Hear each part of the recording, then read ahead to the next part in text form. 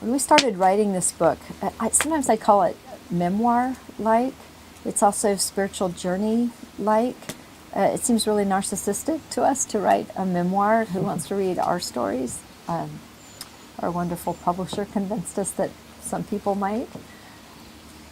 So is it spiritual journey or is it about agriculture? And our answer to that is that it's both, yes. And it's becoming increasingly difficult to separate those two, that there's this integration of our body and soul that gets fleshed out powerfully for us here. That we look at our spiritual journey as one that is increasingly tied to understanding our place in this very long stream of life that begins with God's creation and continues long after we leave here. And we like that we are taking other people on that journey with us, our CSA families who read our newsletter. Some of them read our blog. Hopefully their stories are in this book. They'll read this book. That they also are recognizing in us that we're more than farmers. We're on a spiritual journey, and it's one that we're trying to live out our faith as we work the land and as we love the animals and as we seek gratitude and contentment in our life here.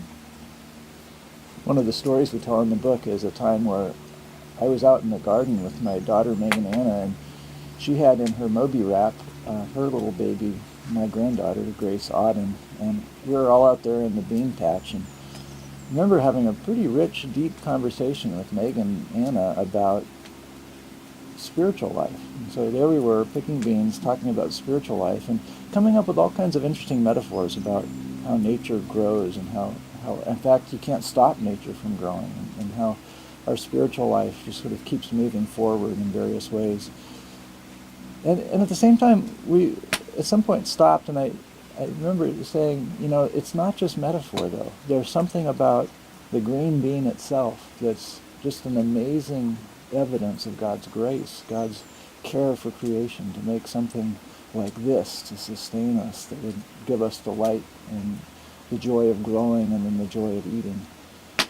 So yeah, it's a book about spiritual journeying, but it's also very much a book about agriculture and where the two come together. Mm-hmm.